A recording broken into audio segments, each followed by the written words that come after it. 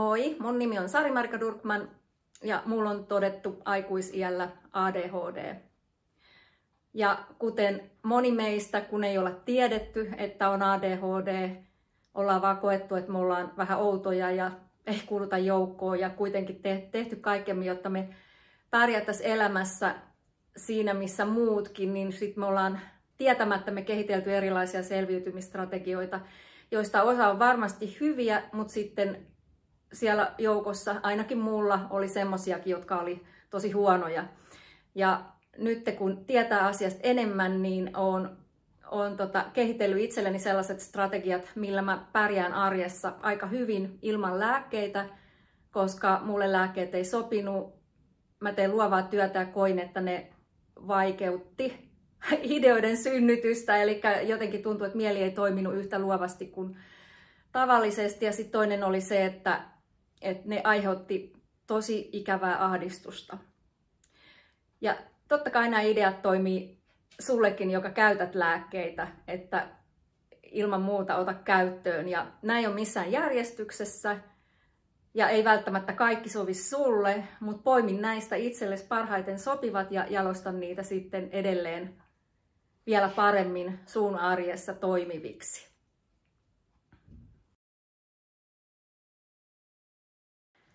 Oot mitä syöt. Eli ravinnolla voit vaikuttaa hyvin paljon siihen, miten sun päivä tulee kulumaan, koska ravinto vaikuttaa sun aivokemioihin.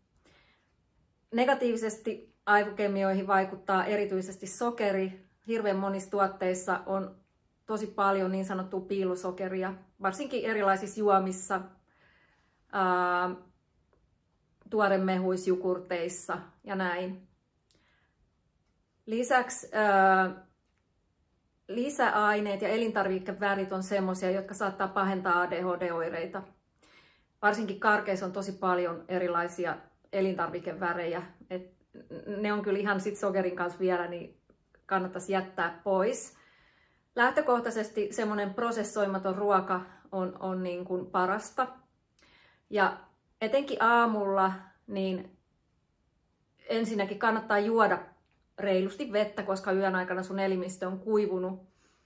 Ja sitten semmoinen vähähiilarinen aamiainen olisi kaikkein paras. Eli vihanneksia, pähkinöitä, kananmunaa, avokadoa, jotain sen tyyppistä. Että ei kauheasti hiilareita, valkoista leipää ja niin edelleen.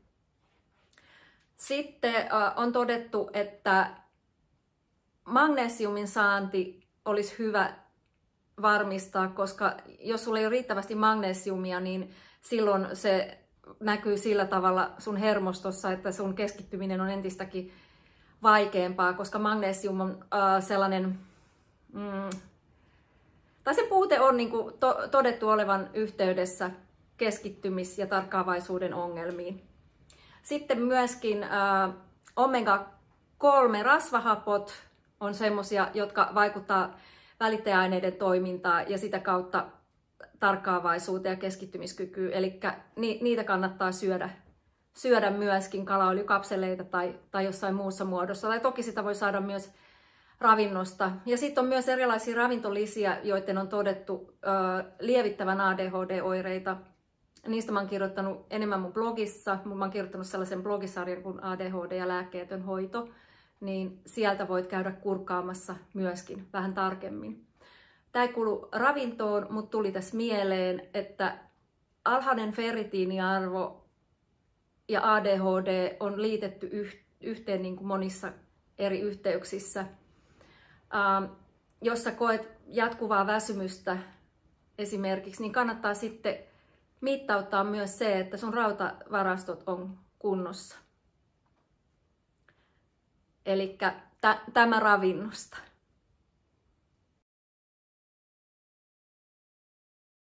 Nuku riittävästi. Monilla ADHD-ihmisillä on erilaisia uniongelmia. Ehkä yksi meidän semmoinen helmasynti on se, että me ei malteta mennä ajoissa nukkumaan. Moni meistä on semmoisia yökukkujia. Siksi olisi tärkeää, että sä luot itselle semmoiset niin kuin rutiinit, unirutiinit tai iltarutiinit, miksi niitä haluatkaan kutsua. Sanotaan, että semmoinen 7-8 tunnin yöuni on optimaalinen. Ja suosittelen, että yrität nukkua ainakin niin pitkiä öitä, jos on mahdollista. Toki tämä on yksilöllinen asia, mutta joka tapauksessa, jos ei ole nukkunut hyvin, niin me kaikki tiedetään, että se vaikuttaa ihan kaikkeen tekemiseen, että on entistä impulsiivisempi, ärsyntyy helposti, keskittymiskyky on vieläkin huonompi, kun taas virkeenä nämä asiat onnistuu paljon paremmin. Ja mitä tulee sitten näihin iltarutiineihin, niin olisi suotavaa, että menisi aina samaan aikaan nukkumaan ja sitten olisi hyvä jättää nämä älylaitteet rauhaan hetki ennen nukkumaan menoa, koska se vaikuttaa meidän aivotoimintaan, se valo, mikä niistä tulee siten, että se unesta kiinni saaminen vaikeutuu. Sitten voit hyötyä esimerkiksi sellaisesta, että sä kuuntelet äänikirjaa, jotkut onnistuu myös lukemaan, tai sit sä voit kuunnella jotain tiettyä lempimusiikkia, rauhallista musiikkia, ja jotkut kuuntelee esimerkiksi tällaista kuin brown noise tai white noise. Ja on myös erilaisia semmoisia mindfulness-äänitteitä, mitä voi kuunnella, jos tuntuu, että ei tahdo saada unen päästä kiinni. Ja sitten tietenkin meillä monilla on erilaisia aistiyliherkkyyksiä, joten kannattaa eliminoida makuuhuoneesta kaikki sellaiset asiat, jotka sitä yöunta häiritsee.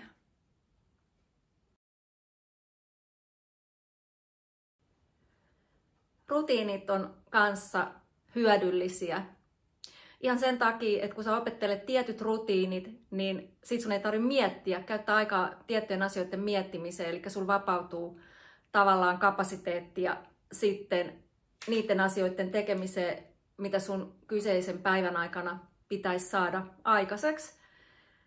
Mulla on esimerkiksi sellainen rutiini, että mä edellisenä iltana yleensä päätän tai mietin vähintään 3 asiaa, mitä mun tulevan päivän aikana pitää tehdä.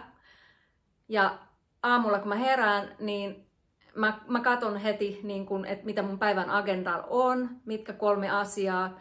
Ja sit mä usein vielä niin kun mielikuvissani käyn läpi sen päivän silleen pääpiirteittäin, että se on mulle niin kun tavallaan selkeetä, mitä kohti mä oon menossa. Ja jos mulla on jotain semmoisia vaativia suorituksia, niin mä ehkä käyn nekin mielikuvissani läpi, että miten mä haluan sen onnistuvan, niin se yleensä onnistuu helpommin, koska mä oon jo tavallaan juurruttanut sen ajatuksen mun aivoihin, että tänään mä teen tätä.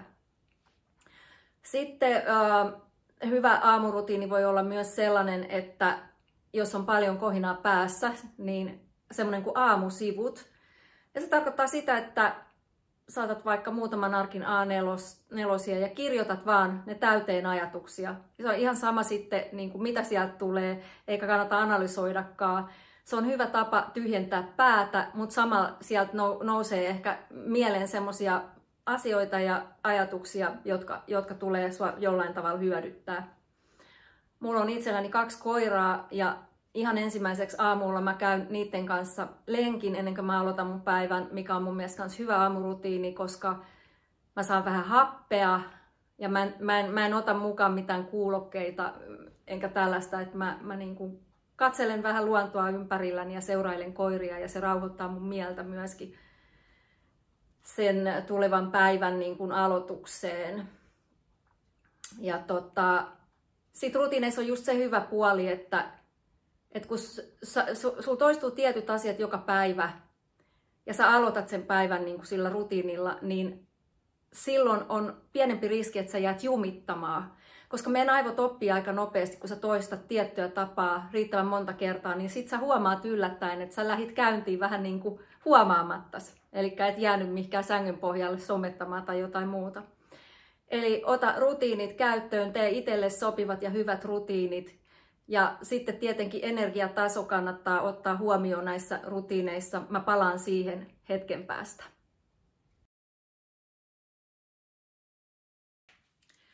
Mainitsin jo tuossa energiatason, eli voidaan puhua myös aktiivisuustasosta, mutta olet varmaan huomannut, että sä oot tiettyyn aikaan päivästä pirteempi ja sitten taas tiettyyn aikaan päivästä ehkä vähän vähemmän virkeä, niin kun sä suunnittelet sun päivää, aina ei ole mahdollista vaikuttaa niin kuin ihan kaikkeen, mutta esimerkiksi mä oon aamulla periaatteessa aika skarppi, siis sillä tavalla, että mut onnistuu aamulla tehdä erilaisia paperitöitä, jolloin mä sijoitan ne aamuun. Ja sitten taas illalla mä oon todella luova, tai sanotaan, että silloin mun luovuus oikein kukkii, niin mä saatan jaksottaa mun päivän, koska mulla on yrittäjänä siihen mahdollisuus siten, että mä teen aamulla ja aamupäivällä semmosia tosi tarkkuutta vaativia, ei ehkä niin mulle mieluisia töitä.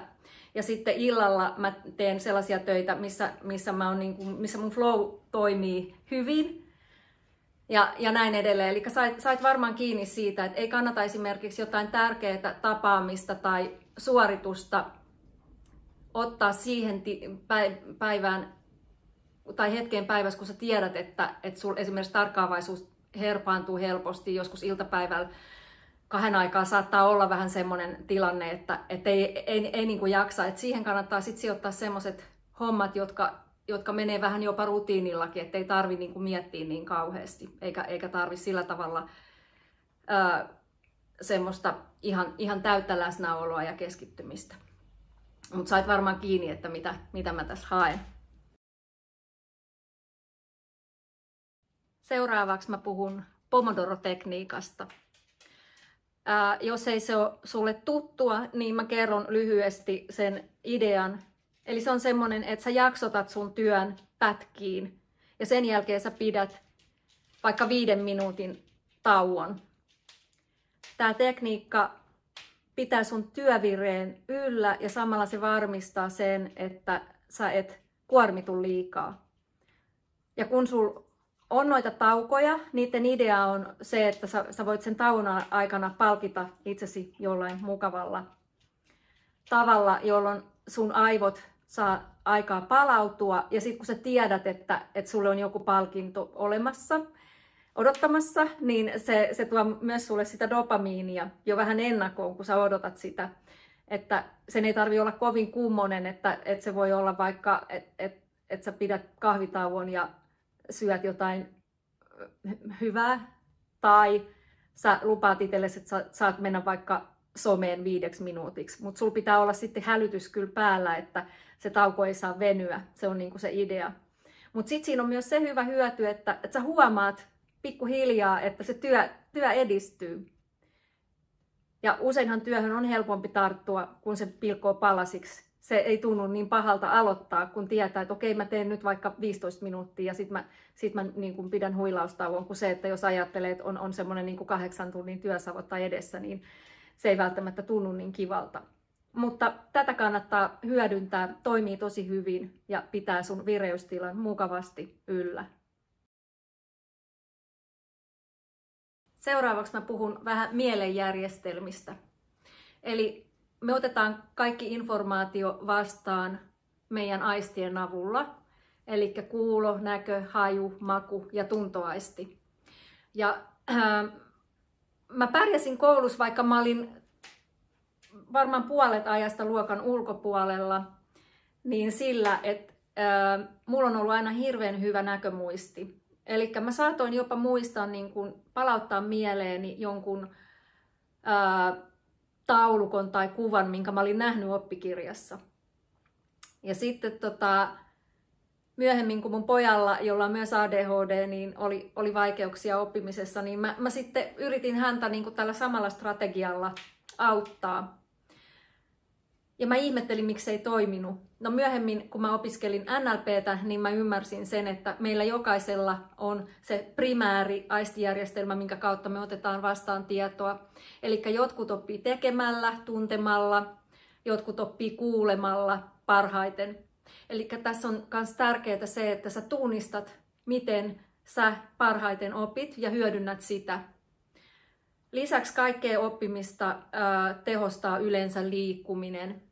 Että esimerkiksi hyvä keino on sellainen, että jos ei ole vaikka kuunneltavaa oppikirjaa tai jotain näin ja sä haluat jotain oppia, niin sä sanelet sen, ensin sä kirjoitat referaatin, sit sä sanelet sen ja sit sä lähdet kävelemään ja kuuntelet sen, niin silloin sä oot käsitellyt sen asian jo aika monta kertaa. Mutta niin sait varmaan kiinni nyt tästä, mitä mä haen. Jos et ole lukenut mun kirjoja, mä oon kirjoittanut siis 2 kirjaa, Supervoimani ADHD, jossa keskitytään justiin näiden meidän vahvuuksien tunnistamiseen.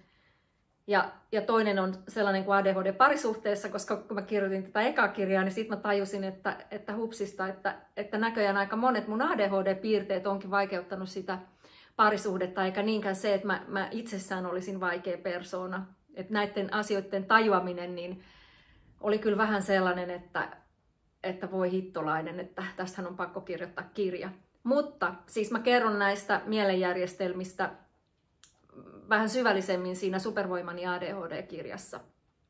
Ja myöskin mä oon tehnyt verkkokurssin, no nyt tämä menee vähän tähän, mutta siis joo, mä olisin kuitenkin maininnut sen tuossa lopussa. Mä oon tehnyt semmoisen verkkokurssin kuin ADHD ja parempi arki, ja siinäkin käydään läpi näitä asioita. Mutta palataan siihen vielä myöhemmin.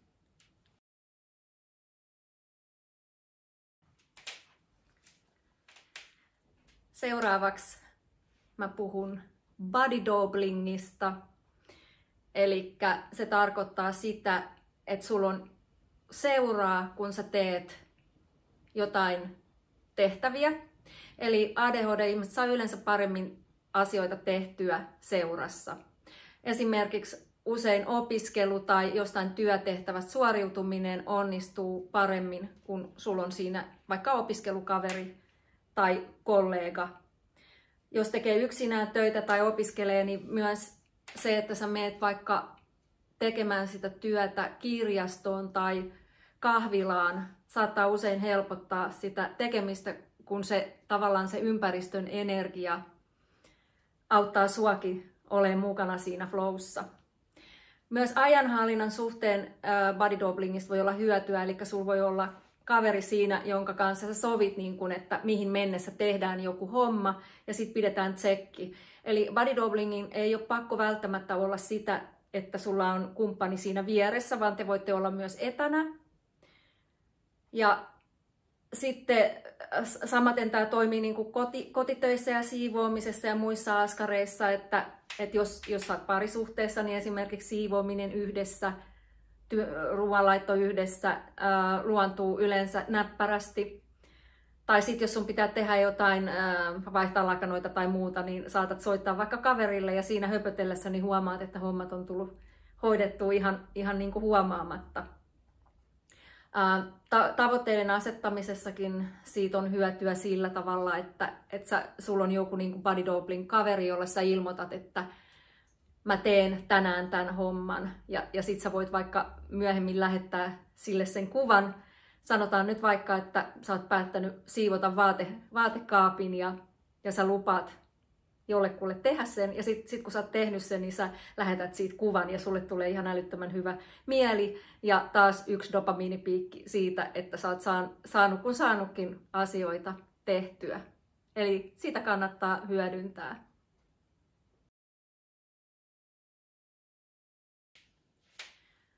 Seuraavaksi mä puhun vähän ajanhallinnasta. Nyt on pakko tässä välissä sanoa, että jos sä ihmettelet, miten tämä valaistus tässä muuttuu, niin tuohon tuli ihan järkyttävä ukkospilvi äsken joka peitti kaiken valon. Niin mä laitoin tänne vähän lisävaloa. Mutta joo, monilla meillä on vaikeuksia ajanhallinnassa, ollaan usein myöhässä ja monilla saattaa olla jopa jonkinasteista aikasokeutta. Sen takia kannattaa vähän kiinnittää huomiota siihen, mihin se aika oikeasti kuluu, koska meidän päivässä on paljon semmoisia aikavarkaita, että jos sä vähän pidät kirjaa vaikka muutaman päivän siihen, että mihin sulla oikeasti kuluu se aika, siis ihan rehellisesti kirjoitat, että hupsista, että menin someen ja piti olla 5 minuuttia, mutta olinkin siellä 50 minuuttia, niin siinä on yksi esimerkki, kun meillä on kuitenkin kaikilla vaan se 24 tuntia vuorokaudessa käytettävissä, niin jos taivastelee, että miten joillain on aikaa tehdä kaikenlaista ja saada myös aikaiseksi ja itsellä ei aika riitä mihinkään, niin silloin voi olla, että sun aika tosiaan kuluu vähän vääriin asioihin. Tietysti sitten ajan käyttöön liittyen niin on hyvä opetella tunnistamaan ja priorisoimaan niitä, että mitkä on ne tärkeimmät asiat, mitä pitää niin kuin saada aikaiseksi. Ja siihen auttaa vaikka se, että sä listaat ainakin ne 3 tärkeintä asiaa, mitä sä seuraavan päivän aikana haluat saada aikaiseksi. Ja sitten kurinalaisesti priorisoit ja teet ne.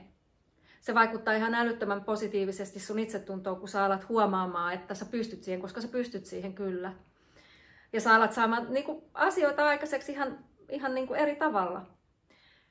Tietenkin erilaiset muistutukset ja strategiat, jotka tukee tätä ajan käyttöä, niin on hyvä ottaa käyttöön, että mulla on esimerkiksi muistilappuja kaikkialla, koska mä edelleen saatan syyllistyä siihen, että vaikka mä laitan kalenteriin asioita ja muistutuksiakin, niin mä en välttämättä niin kuin katso sitä kalenteria, koska mä olen niin varma, että mä muistan asiat.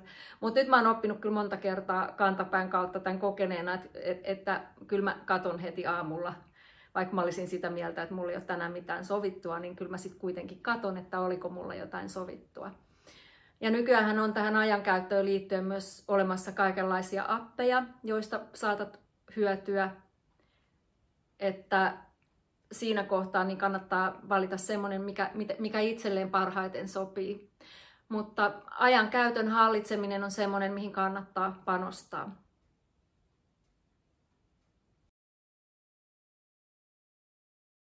Seuraavaksi puhutaan liikunnan hyödyistä. Eli liikunnalla saat ilmaisen dopamiinipiikin, kun vähän panostat siihen. Eli tutkimukset osoittaa, että säännöllisellä liikunnalla niin välittäjäaineiden tasot voi nousta jopa vuorokaudeksi kerrallaan. Mutta se edellyttää sitä, että sä liikut noin 30 minsaa ja siten, että hengästyt.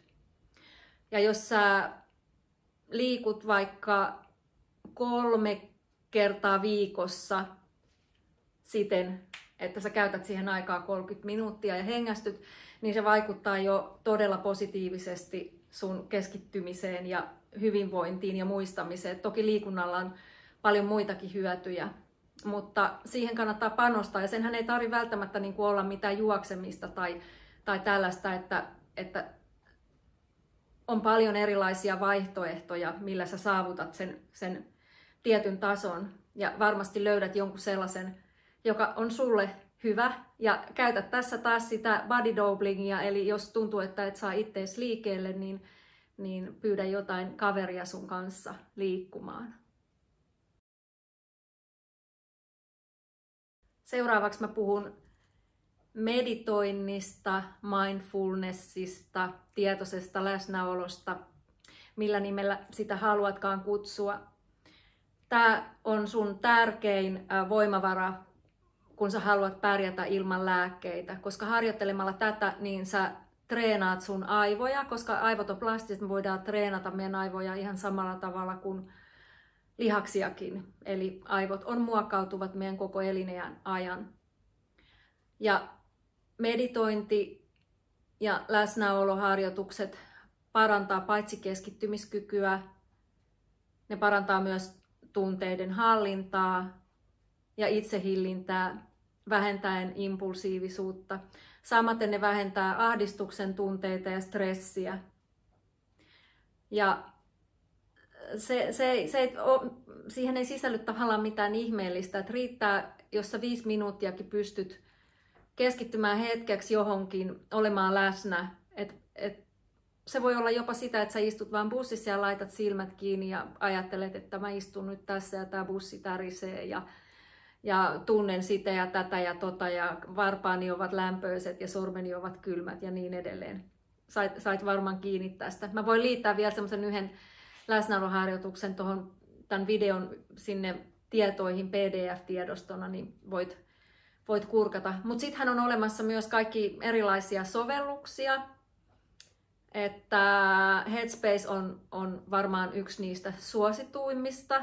Sitten on semmoinen kuin Calm, joka on visuaalisesti tosi miellyttävä ja sieltä löytyy jos jonkinlaista harjoitusta, että varmaan sieltä ainakin niin löytyy mieleisiä harjoituksia, mutta tosiaan niin näitä erilaisia appeja on vaikka kuinka paljon. Mutta tärkeintä on se, että sä harjoittelet. Ensi 5 minuuttia voi tuntua tosi pitkältäkin ajalta, mutta jossain kohtaa sä tulet huomaamaan, että se ei itse asiassa enää olekaan pitkä aika. Ja kävellessä töihinkin voit tehdä jonkunlaisen pienen läsnäoloharjoituksen, että se on ihan, että miten sä sovellat taas sitä ja teet sen silleen, että se parhaiten istuu sun päivään ja arkeen.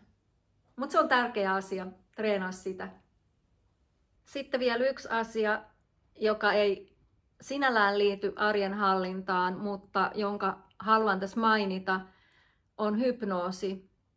Eli mä oon opiskellut hypnoterapeutiksi siksikin, että hypnoosi tuntuu toimivan todella hyvin ADHD-ihmisille esimerkiksi, varmaan osittain just siksi, kun meidän neurokemia on hieman erilainen ja me ollaan usein hyvin herkkiä. Ja se tarjoaa apua heille, jotka syystä tai toisesta ei esimerkiksi pysty tai halua syödä lääkkeitä. Mutta hypnoosissa on myös se hyvä puoli, että se on kanssa asia, jonka pystyy opettelemaan itse. Ja silloin sä pystyt myös hyödyntämään sitä sun arjessa ja tekemisissä. Mutta tosiaan niin ADHD on paljon muutakin kuin pelkkä haitta ja vitsaus, että se on kuitenkin semmoinen asia, jota ihmiskunta on aikanaan tarvinnut, jotta me ollaan päästy siihen, missä me tänä päivänä ollaan, että sitä on ihan tutkittu sitä asiaa, että voitaisiin jopa sanoa näin, että me ollaan selviytyjien jälkeläisiä, sillä me ollaan kuitenkin ollut silloin aikanaan me ADHD-ihmiset niitä heimojen niin kuin, tyyppejä, jotka on saanut niin kuin heimon liikkeelle ja löytämään uusia parempia viljelysmaita ja ADHD-ihmiset on yleensä ollut parhaita metsästäjiä ja niin edelleen juuri siksi, että heidän huomio on niin helposti niin kuin kiinnittynyt aiheesta toiseen, että heti kun jotain poikkeuksellista tapahtuu tai poikkeavaa, niin heti sen huomaa. Eli keskity niihin sun hyviin puoliin ja vahvista niitä ja sä tulet pärjäämään elämässä ihan loistavasti. Mä en ainakaan itse haluaisi antaa tätä piirrettä pois, koska mä koen, että se on mun voimavara, että kun on oppinut nyt niin kuin toimimaan tämän kanssa, että toki silloin nuorena oli vaikeaa, kun oli kaiken maailman niin kuin, haasteita siellä, täällä ja tuolla ja aina oli törmäyskurssilla jossain jonkun kanssa ja sitä oli itselleen hirveän ankara ja piti niin kuin itseään vaan niin kuin semmoisena tyyppinä, joka jatkuvasti aiheuttaa harmia ja muuta, mutta toisaalta jos mä mietin niin kuin tänä päivänä, niin mä luulen, että musta pidetään just sen takia, kun mä oon kuka mä oon. Että mä oon oppinut hyväksymään itseni ja suhtautumaan itseeni silleen lempeästi, että mä en vaadi itseltäni täydellisyyttä. Koska kuka meistä olisi täydellinen. Mutta toki kannattaa satsata niin kuin itsensä kehittämiseen tullakseen niin kuin parhaaksi versioksi itsestään. Ja tuossa mainitsinkin sen verkkokurssin, eli mä oon tehnyt semmoisen verkkokurssin, jonka nimi on ADHD ja parempi arki. Ja siellä enemmän käsittelen näitä asioita, että jos se kiinnostaa, niin mä oon jakanut sen 13 viikkoon, jossa on jokaisessa oma teema. Ja mä alustan sen jokaisen teeman videolla ja sitten siihen kuuluu harjoituskirja, missä on jonkun verran tehtäviä, joiden tarkoitus on auttaa sua löytämään ne sun omat vahvuudet ja kehityspisteet myöskin. Kiitos kun kuuntelit tämän videon. Seuraa mua Instassa ja Facebookissa, jos kiinnostaa. Laitan tuohon alas sieltäkin linkit. Ja sitten mä kirjoitan aika paljon blogeissa myös ADHDsta, että voit ottaa mut seurantaa myös, tai tilata vaikka mun sähköpostikirjeen, missä tai liittyä postituslistalle, niin saat tiedon, kun mä julkaisen uusia juttuja tähän liittyen. Mutta Instassa yleensä kerron kanssa niin kuin uusista blogikirjoituksista ja julkaisuista. Ei muuta kuin kaikkea hyvää ja nähdään ehkä jollain kanavalla sitten. Moi!